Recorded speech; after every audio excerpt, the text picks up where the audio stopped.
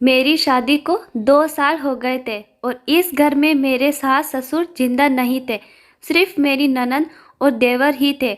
ऐसे घर में आकर मैं बहुत खुश थी जहाँ पर सांस ले रही थी। पर मुझे क्या पता था कि मेरे देवर ऐसी हरकतें करेंगे कि मैं दुआ मांगने पर मजबूर हो जाऊंगी कि काश मेरी सास होती तो कम से कम ऐसा नहीं करते। अपने देवर के कपड़े धो रही थी जब उनकी जेब से एक अजीब सी चीज़ मुझे मेरे हाथों में महसूस हुई। वैसे तो मेरी आदत थी कि मैं कपड़ों को चेक कर लेती थी, लेकिन मुझसे गलती हो गई थी। मैं जल्दी जल्दी उस चीज़ को बाहर निकाला तो वह चीज़ मेरे हाथों से फिसल गई और मैंने मुंह पर हाथ रख लिया। ननन दूर बैठी थी, उसने भी मेरा चौंकना देख लिया था। कुछ अजीब हुआ है। वह चलकर मेरे पास आ गई तो मैंने उस चीज़ पर कपड़ा रख दिया। वह पूछने लगी कि क्या हुआ, अभी आपने क्या देखा है, क्या मिला है आपको। मैंने कहा कि तुम्हारे छोटे भैया के जेब से कोई बड़ी ही अजीब चीज़ निकली है। हद होती है, वैसे ये किस किस्म की हरकतें करते हैं। चलो इस उम्र में ये सब होता है। मेरी ननद कहने लगी कि ऐसा भी क्या हो गया, बताइए तो सही। मैंने उस चीज़ पर कपड़ा हटा दिया। वह एक बड़ा सा गुब्बारा था जिसे देखकर मेरी ननद भी मुंह पर हाथ रखकर एक तरफ को सरक गई। मैंने कहा कि अब बताओ, ये उनकी उम्र ऐसे काम करने की है तो शादी क्यों नहीं करते। मैं आपको बताती हूँ कि उसके पीछे का क्या रहस्य है। मैं हैरान थी। मुझे लगा कि बस उन्होंने ये चीज़ अपने पास रखी हुई थी और जब मर्दों के कपड़े धोते हैं तो ऐसी बातों के लिए तैयार रहना चाहिए। इस घर में कपड़े मैं ही धोती थी, लेकिन मेरी ननद ने जब ये कहा कि इसके पीछे कोई राज है तो मैं हैरान रह गई और गौर से उसकी बातें सुनने लगी। मैंने कहा कि बताओ कौन सा राज है। फिर ननद ने मुझे ऐसी बात बताई कि मैं अपने कानों को हाथ लगा लिया। मेरा नाम मीरा है। मेरी श्याम नाम के लड़के से 3 साल पहले सगाई हो चुकी थी और अभी तक वे लोग शादी नहीं। उनके विभिन्न बहाने थे कि हम घर बना रहे हैं, तो कभी कहते कि हमारे पास पैसे नहीं है, हम तैयारी कर सके। मुझे याद है कि जब हमारी सगाई हुई तो मेरी सास भी जिंदा थी, लेकिन अब तो मेरी सास भी इस दुनिया से जा चुकी थी। सगाई पर मेरी ननद भी मौजूद नहीं थी। वह अपनी पढ़ाई के लिए शहर गई हुई थी। अब तो उसकी पढ़ाई पूरी हो गई। वह भी वापस आ गई थी और घर पर ही रहती थी। उसकी कोई नौकरी न मिलने पर घर पर ही रहती थी। उनको भी ज़रूरत थी घर पर किसी औरत की। मेरी ननद से सारा कुछ नहीं होता था। उसे तो खाना बनाना भी ठीक से नहीं आता था, लेकिन फिर भी जाने क्यों मुझे घर मिलने आते थे। मेरी शाम से फ़ोन पर बात हो जाती थी। उसका कहना था कि मैं तो कब से मरा जा रहा हूँ, तुम्हारी दूरी मुझसे बर्दाश्त नहीं होती। वो कहते थे कि जब तक मेरी माँ जिंदा थी तो सब कुछ ठीक था, हर काम वक्त पर होता था, लेकिन जब से माँ गई ये सब कुछ मेरे देवर के हाथ में आ गया था। कुछ भी ठीक नहीं हो रहा था। वैसे तो मैं शायद इस दुनिया की पहली लड़की थी जिसे अपनी सास के चले जाने का बहुत दुख था, क्योंकि मेरी सास बहुत अच्छी औरत लगती थी। जब मैंने उनको देखा तो समझ गई कि वो एक अच्छी इंसान है और मेरे साथ उनका गुजारा हो जाएगा, क्योंकि मेरा पति तो सुबह जाएंगे, रात को आएंगे, पूरा दिन तो मैं अपनी सास के साथ ही रहूँगी। और रही बात मेरी ननद की, तो उनको तो मैंने देखा ही नहीं था। ऐसी भी क्या पढ़ाई कि वे अपने भाई की सगाई में ही नहीं आई थी, लेकिन अब तो वापस आ गई थी। अब तो पता नहीं इनका कौन सा बहाना रह गया था जो ये लोग शादी ही नहीं कर रहे थे। मैंने उनसे कहा कि मेरे पिताजी कहते हैं कि कुछ भी न करो तो बस 2 लोग ले आए और आकर बेटी को ले जाए। हम बड़ी बेटी को विदा करेंगे, फिर छोटी की शादी करनी है। 3 साल हो गए सगाई को, अभी तक हमारी औलाद भी हो जानी थी। यह अच्छी बात नहीं है। अपने घर वालों को समझाओ, कब तक मैं बैठी रहूँगी। तुम मुझसे सगाई कर चुके हो और मुझे मेरे घर में बिठाकर ही बूढ़ा कर दोगे क्या। मैं अपने पति को थोड़ा बहुत जानती थी, लेकिन हमें 3 साल बहुत होते हैं। जब आप 3 साल तक किसी से बात करते हैं तो फिर प्रेम भी हो जाता है और सारी बातें क्लियर भी हो जाती है। अब मुझे उससे शर्म नहीं आती थी। मैं बस कहती थी कि मुझे ले जाइए। मेरे पूरे परिवार में किसी की सगाई इतनी लंबी नहीं हुई। सब कहते थे कि कहीं सगाई तोड़ न दे, क्योंकि सगाई तो बहुत आसान है। जब ये बात सुनी कि मेरे घर वाले कहते हैं कि धूमधाम से आए और आकर ले जाए, तो उसने कहा कि ये तो तुम्हारे घर वालों ने बड़ी अच्छी बात कर दी। मम्मी को कहता हूँ हमें ये सब कहना तो नहीं था, हमारी भी इसमें इज्जत खराब हो जाती। फिर सब यही कहते कि अगर सब काम घर से ही करना था तो 3 साल का इंतज़ार क्यों किया। जब सगाई हुई थी तो कहा गया था कि 3 महीने बाद शादी होगी, और अब 3 साल हो गए थे। मेरी दूसरी बहन का रिश्ता आ रहा था और उन लोगों को भी बहुत जल्दी थी। अभी लोग बातें कर रहे थे, कभी सगाई के बाद 3 साल तक कोई इतना इंतज़ार करता है। भला खैर, भगवान करके मेरी शादी हो गई और मैं इस घर में आ गई। इस घर में भी कुछ बहुत ही अजीब हरकतें होती थी। मेरे देवर क्या काम करते थे इसके बारे में कोई पता नहीं था। मेरी ननंद कभी कोई काम करती तो कभी खोई खोई रहती, जैसे अभी कोई दीवार भांग कर आएगा और घर में जो कुछ भी है वो लूट कर ले जाएगा। मुझसे कोई बात भी नहीं करती थी, बस काम की बात करती। कभी कभी मैं गुस्सा हो जाती और उससे कुछ कह देती तो आगे से जवाब भी नहीं देती थी। घर में जैसे देवर कदम रखते, मेरी ननंद के चेहरे का रंग फीका पड़ जाता था। अजीब सी हालत में आ जाती थी, जैसे डर रही हो। वो मेरे देवर से न जाने क्यों इतना डरती थी। उनके आते ही कमरे में चली जाती और जो वह कहते बस उस पर हाँ में सिर हिला देती। जब आप सोचते हैं क्या आपकी एक ही ननंद हो जो आप यही समझते हो, तो उसके साथ आपका गुजर बड़ा मुश्किल होना है। और ये देखने में सुंदर भी थी, जवान लगती थी, और कहते थे कि जवान ही कुंवारी है, लेकिन मुझे ऐसा नहीं लगता। पता नहीं क्यों मेरा दिल नहीं मानता था। मुझे लगा कि इसके साथ मेरे झगड़े होंगे, लेकिन कोई झगड़ा नहीं हुआ। तो चलो, झगड़ा नहीं हुआ तो इंसान प्यार मोहब्बत से तो रहता। ऐसा भी कुछ नहीं था, बस अपनी दुनिया में लगी रहती थी। ऐसा लगता था जैसे मुंह में सुपारी रखी है, कुछ बोलती ही नहीं थी। उसके साथ मुझे छोड़कर जब सारे चले जाते तो मैं भी इतना बोर होती। मैंने सोचा था कि चलो पीछे एक औरत होगी तो मैं बात कर लेती। वह ननंद भाभी भी आपस में बातें करती हैं जो एक दूसरे के दुश्मन होते हैं, और हमारा तो कोई ऐसा सीन ही नहीं था। लेकिन फिर भी वे मुझसे बात ही नहीं करती थी। मेरा पति भी चला जाता और मेरे देवर भी चले जाते थे।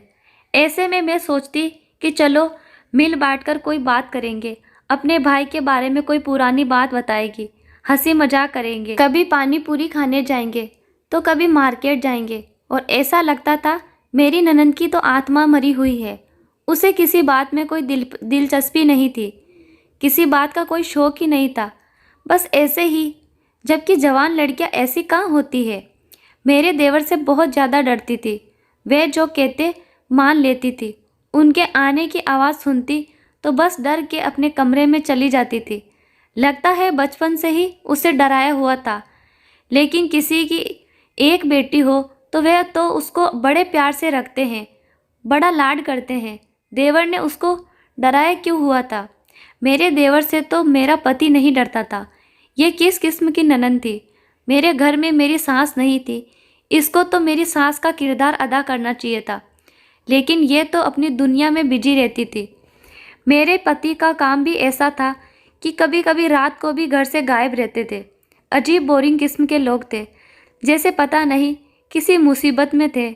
इनको किसी बात की खुशी नहीं होती थी और न ही गम का एहसास होता था। उनके घर कोई नहीं आता था। मेरी शादी को 2 साल पूरे होने वाले थे। भगवान ने अभी तक कोई औलाद नहीं दी। डॉक्टर से भी चेक करवाया था। डॉक्टर ने कहा कोई दिक्कत नहीं है, बस कुदरत देर हो रही है। ऐसी बातों पर तो अगर सास जिंदा हो तो बहुत ताने देती, लेकिन मैंने कहा तो वे जिंदा नहीं है तो इसकी कसर मेरी ननंद पूरी कर देगी। लेकिन उसने कोई बात ही नहीं की। मैंने उनको बताया, उसने कुछ भी नहीं कहा। उसने कहा कि भगवान अच्छा करेगा, बस इतना कहकर चुप हो गई। हमें इस बात से कोई दिक्कत नहीं थी, क्योंकि अगर मेरे कोई प्रॉब्लम नहीं थी तो फिर मुझे इलाज करवाने की क्या ज़रूरत थी। इसी तरह दिन गुजरते रहे। पति अच्छा था, रात को देर से आते थे, लेकिन फिर भी 2 घड़ी बैठकर प्यार भरी बातें करते थे। तो मेरे दिन भर की थकान उतर जाती थी। कभी कभी उसे कहती कि तुम्हारे घर वाले बहुत अजीब है, तो कहते कि बस यही है, मम्मी के जाने के बाद ऐसे हो गए हैं। मेरी ननद की मोहल्ले में कोई सहेली भी नहीं थी और हमारे घर में कोई रिश्तेदार भी नहीं आते थे। मैंने सोचा कि इस बेचारी का क्या कसूर है, ऐसे ही पड़ी रहती है, पढ़ाई भी उसने कर ली, अब इसकी शादी करवा देनी चाहिए। जैसे ही ननद की शादी का नाम लेते तो देवर चिढ़ जाते और अपने पति से कहा कि आप बातें करें, क्योंकि जब मैं बात करती हूँ तो कहते हैं कि अभी नहीं, हमने इसकी शादी नहीं करनी, 25 साल की हो गई है और कब करेंगे। मुझे देखो, मेरी सगाई के 3 साल आप लोगों ने बर्बाद कर दिए। अभी मैं 19 साल की हूँ। लड़कियों की शादी जितनी जल्दी हो जाए उतना ही अच्छा होता है। जब उसे नौकरी भी नहीं करनी, घर का कोई काम भी ठीक से नहीं करते हैं, फिर इसे घर में क्यों रखा गया है। बेचारी पूरा दिन उदास रहती है। अब अपनी जुबान से बोलकर तो नहीं कहेगी ना कि मेरी शादी करवा दी जाए। मैंने अपने पति को समझाया कि जो जवान लड़कियां होती है उनकी शादी करने का दिल करता है। जाहिर है भगवान ने इंसान को इसी तरह बनाया है, उसका पार्टनर चाहिए होता है। लेकिन अब वह मुंह से तो नहीं कहेगी ना कि भैया मेरी शादी करवा दो। और इस घर में तो आपकी माँ भी नहीं है और मेरे साथ अभी इतनी दोस्ती नहीं है कि वह मुझे कहे और मैं आप लोगों को कह दूं। लेकिन ऐसा बहुत है, घरों में होता है तो जवान लड़कियों घर में बिठाया होता है, उनकी शादियां नहीं करवाई जाती और जब उनकी शादी की उम्र निकल जाती है तो फिर वो बुरे काम करती है और अगर बुरे काम नहीं करती तो परेशान रहती है, खुद को नुकसान पहुंचाती है, खुश नहीं रहती। आपकी बहन को मैंने आज तक खुश नहीं देखा। आपकी शादी पर भी उसका मुंह बना हुआ था। इकलौते भाई की शादी में बहन खुश होती है, नाचती है, गाती है, डांस करती है, तैयार होती है। उसे तो बस साफ कपड़े पहने हुए थे, बाकी मुंह पर भी कुछ नहीं लगाया था। मेरे रिश्तेदार भी कह रहे थे कि इसको क्या हुआ है जो ये तैयार नहीं हुई, बीमार है क्या। तो मैं भी बोल दिया कि बीमार है। मेरे पति का दिल को ये बात लगी और उसने कहा बात करता हूँ। वह गया तो बात करने, लेकिन बात से फसाद बन गया। मैं तो आवाज़ सुनकर ही बाहर आ गई। मेरे देवर ने कहा मुझे अपनी बहन की शादी नहीं करनी, अपनी बहन को घर से भेज दूंगा तो हमारा घर सूना हो जाएगा। मेरे पति ने कहा सारे अपनी बेटियों की शादी करते हैं, जितनी भी लाडली बेटियां हैं सब एक दिन सबको अपने घर जाना होता है। मेरे देवर ने कहा नहीं, हमारे पास इतने पैसे नहीं है कि दहेज बना सके। मेरे पति ने कहा आज भी ऐसे रिश्ते मिलते हैं कि जिनमें दहेज की ज़रूरत नहीं होती है। शक्ल सूरत की अच्छी है हमारी बहन, दुबली पतली है, अपनी उम्र से कम लगती है, हो सकता है किसी अच्छी जगह इसका रिश्ता हो जाए। मेरी पत्नी भी तो बिना दहेज के आई है, उन लोगों में दहेज बनाने की हिम्मत नहीं थी। आपने भी इसके लिए कुछ नहीं बनाया, फिर भी आई है, इस घर में आराम से रह रही है, इसको क्या दिक्कत है। मेरे देवर ने बात बदल दी, कहने लगे कि तुम अब मुझे बहस मत नहीं करो, हमने तुम्हारी पत्नी के लिए कुछ किया नहीं, चुपचाप यहाँ से चले जाओ। 2 साल होने को आए हैं, इस घर में औलाद नहीं है, दोनों की अब अपनी बहन को भी भेज दो ताकि घर सूना हो जाए। देवर तो हमें ही ताना दे दिया, जबकि वे जानते थे कि हम दोनों में से किसी में कमी नहीं थी। पर यह एक भाई की बात है। जैसे ही हम अपनी ननद की शादी की बात करते, मेरे देवर ऐसे तड़पते जैसे किसी मछली को रेगिस्तान में फेंक दिया हो। मोहल्ले की औरतें मेरे पास आती और पूछती थी इसका रिश्ता कहाँ किया है। ये नहीं तो जवाब तो मुझे ही देना पड़ता था। खैर इधर इधर झूठ लगा लेती कि रिश्ता देखा हुआ है, लड़का बाहर है, आ जाएगा तो शादी कर देंगे, और पता नहीं क्या क्या बोलती थी। वह घर के कोई काम नहीं किया करती। एक दिन मैं आंगन में बैठी कपड़े धो रही थी जब मेरे देवर की जेब से एक निहायती अजीब चीज़ निकली। इस चीज़ के बारे में अच्छी तरह जानती थी और मेरे देवर के साथ इस चीज़ का कोई काम हो नहीं सकता, क्योंकि मेरी सास भी जिंदा नहीं थी। मेरी ननद भी वही चीज़ देख ली। जब उससे पूछा कि ये क्या चक्कर है तो कहने लगी कि मुझे नहीं पता। मुझे गुस्सा आया और चीज़ अपने कमरे में ले गई और अपने पति को दिखाई। मेरे पति ने वह चीज़ मेरे हाथ में देखी तो कहने लगे कि ये क्या तुमने हाथ में पकड़ रखा है, शर्म नहीं आती तुम्हें? देखो, इसको मैंने कहा कि शर्म तो आपके भाई को आनी चाहिए, क्योंकि वह आपके भाई की जेब से निकला हुआ है और आप मुझे ही बातें सुना रहे हैं। मेरे पति हैरान रह गए और कहने लगे, तुम सच बोल रही हो या तो मजाक तो नहीं? मैंने कहा कि मैं ऐसी गंदी चीज़ें के साथ गंदे गंदे मजाक क्यों करूँगी? भला आपके भाई का ज़रूर कोई चक्कर चल रहा है, तभी तो पूरा दिन घर से गायब रहते हैं और अपने अलावा किसी की परवाह भी नहीं होती। बहन की शादी तक की परवाह नहीं। बहन घर में बेटी बूढ़ी हो जाए कोई दिक्कत नहीं, उनको अपनी मस्ती में लगे हैं। अब हमारे घर में तो ऐसी चीज़ों का कोई इस्तेमाल नहीं करता। हमारे तो बच्चे भी नहीं है, फिर ये गुब्बारे उनकी जेब में क्या कर रहा है? मेरे पति पकड़ कर बैठ गए और मैंने शर्मिंदा भी होने लगे। कहने लगे, क्या करूं, मम्मी भी तो इस दुनिया से जल्दी चले गए। वह भी वक्त से पहले हो सकता था कि उनकी शादी करने का दिल करता है। तो मैंने कहा कि जवान बहन घरों में बैठी है और आपको शादी ही पड़ी है। चलो ठीक है, करनी है तो करो शादी, लेकिन पहले अपनी बहन की शादी करवा दे। फिर उसके बाद हम भी ये कहने के काबिल होंगे कि बड़ों की शादियाँ हो गई है, फिर हम कोई ताना नहीं देंगे हमें, फिर हम उनकी भी शादी करवा देंगे। इसमें क्या दिक्कत होगी? उनकी अपनी ज़िंदगी है, लेकिन पहले उनको कहेंगे अपनी बहन की शादी करवा दे। मैं बार बार अपने पति से यही कह रही थी कि इस घर में इस लड़की की शादी करवा दो। वह भी कहता था कि हाँ सोचते हैं, लेकिन कुछ करता नहीं था, क्योंकि जब भी शादी की बात करते तो मेरे देवर कोई ना कोई बात करते। अब मेरे पति ने कहा कि हमें ये मामला अपने हाथ में लेना होगा, खुद ही कोई लड़का तलाश करना होगा, और ऐसा लड़का जो दहेज भी न मांगे, तो फिर जाकर ये मामला हो सकता है। वरना बात तो मेरे देवर की ठीक थी कि हम दहेज कहाँ से लाएंगे। मेरे पति ने कहा, तुम्हारी नज़र में कोई लड़का है? तो मैंने कहा, हाँ, मेरा एक भाई है, मेरे मामा का बेटा, बहुत अच्छा है, उनके कपड़े की दुकान भी है, घर भी अपना है। उनका आज ही कहूँगी तो वे बात करेंगे और आराम से रिश्ता करवा देंगे। मेरे पति ने कहा कि कल हम दोनों उनके घर पर चलते हैं, जरा मैं भी लड़के को देख लूँ, फिर मैं मोहन से बात करूँगा। अगर उसने हाँ कर दी तो फिर उन लोगों ने तो वैसे भी इनकार नहीं करना और शादी करवा देंगे। मैंने कहा, ठीक है, बहुत अच्छा सोचा आपने। अगले दिन मैं और मेरे पति मेरे कज़न के घर जाने लगे। मैंने उनको सुबह ही कॉल कर दी थी। उन्होंने कहा कि क्यों नहीं, आप लोग हमारे घर दावत के लिए आए। मैंने सोचा क्यों ना अपनी ननंद को भी साथ ले चले, उनकी नज़र में लड़की आ जाएगी। फिर जब उनसे बात करेंगे तो उनको पता होगा कि किस लड़की के बारे में बात हो रही है, फिर ज़्यादा वक्त ज़ाया नहीं होगा। मेरे पति ने कहा, तुम तो बड़ी समझदार हो। मैंने कहा कि मैं तो हूँ ही समझदार। मैं मुस्कुराते हुए दिल ही दिल में खुश हो रही थी कि इसकी शादी हो जाएगी, अच्छी बात है, मुझे इससे कोई दिक्कत नहीं थी। लेकिन ये बात भी ठीक थी कि फिर सारा घर मेरा हो जाना था। मेरे पति ने कहा कि तुम लोग शाम को तैयार रहना, मैं रिक्शा लेकर आ जाऊंगा, फिर हम तीनों चलेंगे। मैंने अपनी ननंद से कहा कि आप तैयार हो जाओ, तो वो कहने लगी, नहीं जाना, मोहन जाने नहीं देंगे। मैंने कहा, क्यों नहीं जाने देंगे? क्या किसी गैर के साथ जा रही हो? अपने भाई और भाभी के साथ जा रही हो? चलो तैयार हो जाओ।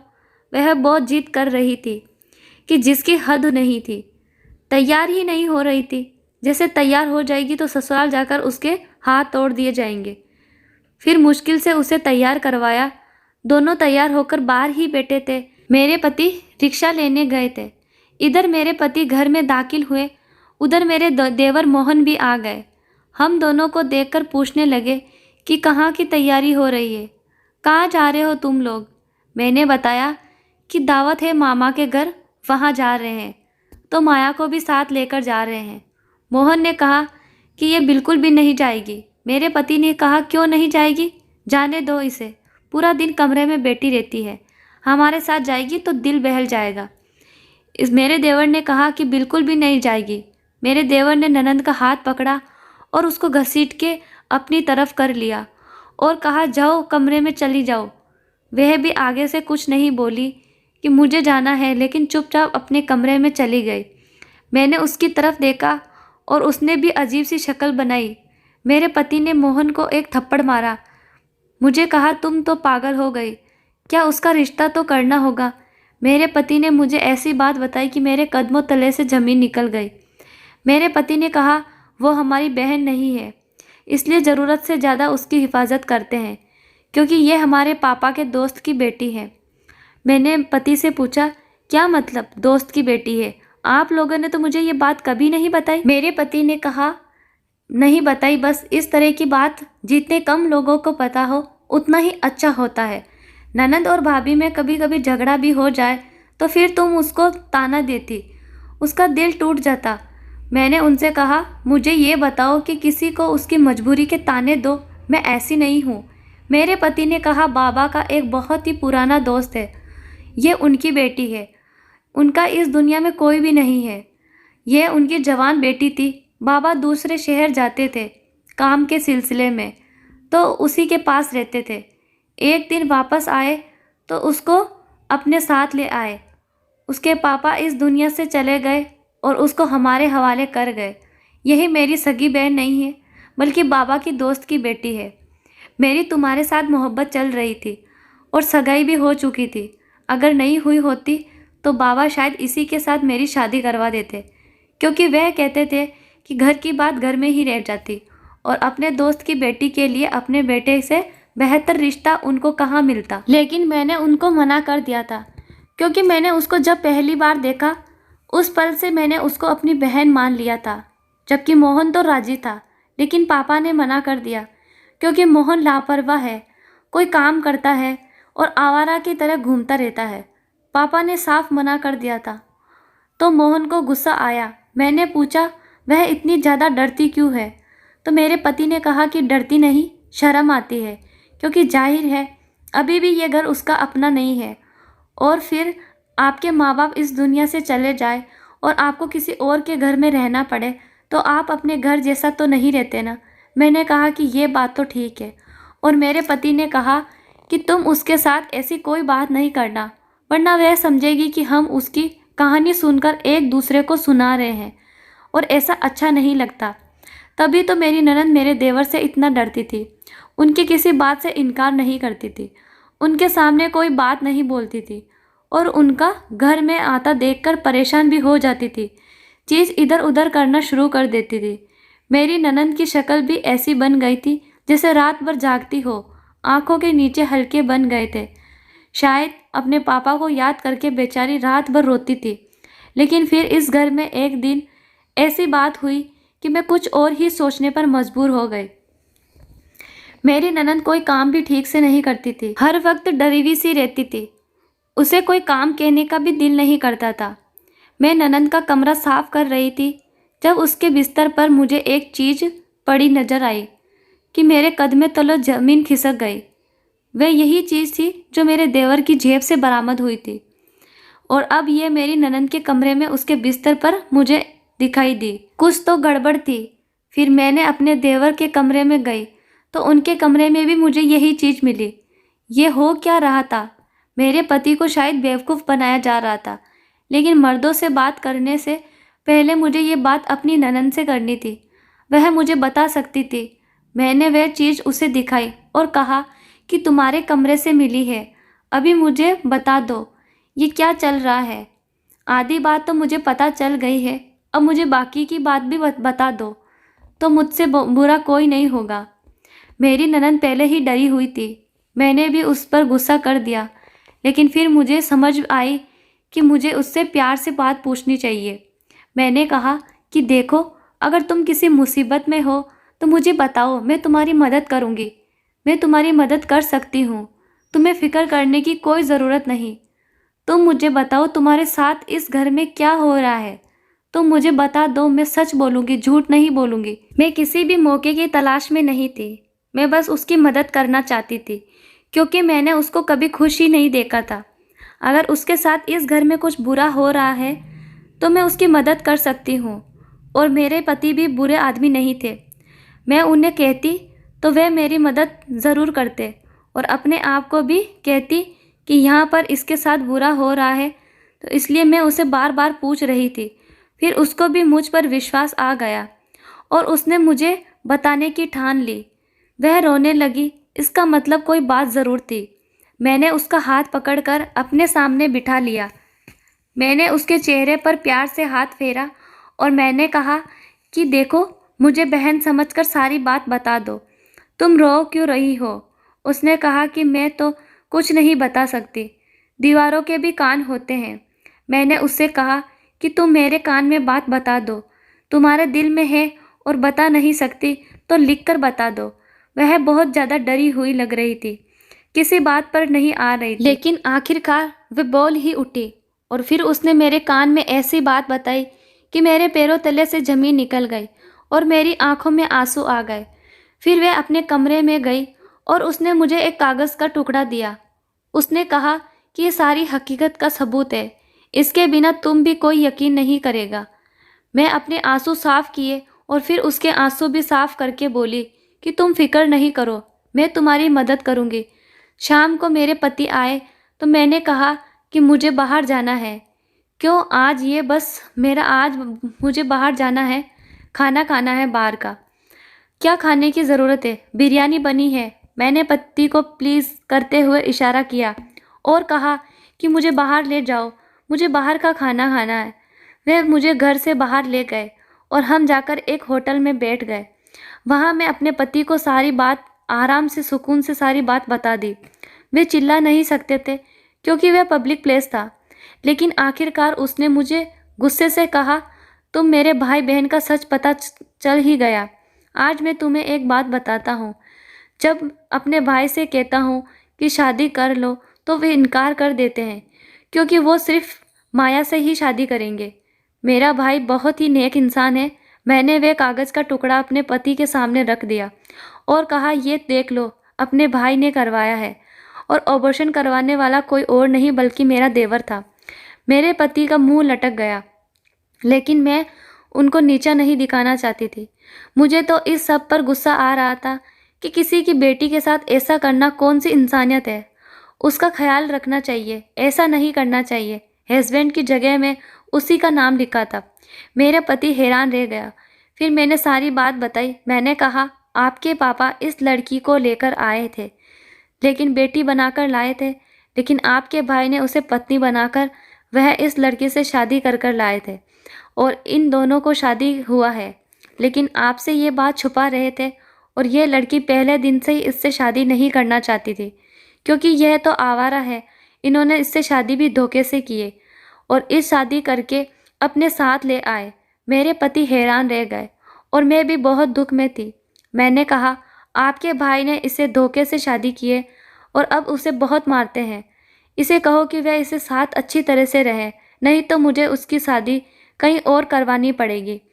वह हमारे सामने बैठी थी। मेरे पति ने कहा, मुझे सब कुछ पता चल गया और अगर तुम मुझे पहले बताती तो मैं तुम्हारी मदद कर सकता था।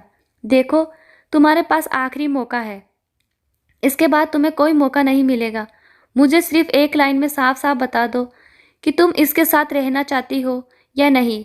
बस तुम मुझे इतना बता दो, फिर मैं सब कुछ संभाल लूँगा। यह बात अच्छी थी कि मेरे पति भी मेरी बात साथ में खड़े थे, लेकिन सबसे अच्छी बात तो यह थी कि मेरे देवर ने अपनी गलती मान ली और माया को आराम से रखने लगे और अब माया भी हंस बोल कर रहती थी। कोई भी इंसान हो, उसके साथ हमेशा अच्छा बर्ताव रखना चाहिए क्योंकि उनको भी खुलकर जीने की इच्छा होती है। तो दोस्तों, उम्मीद है कि आपको हमारी कहानी अच्छी लगी होगी, तो लाइक एंड सब्सक्राइब कर दें।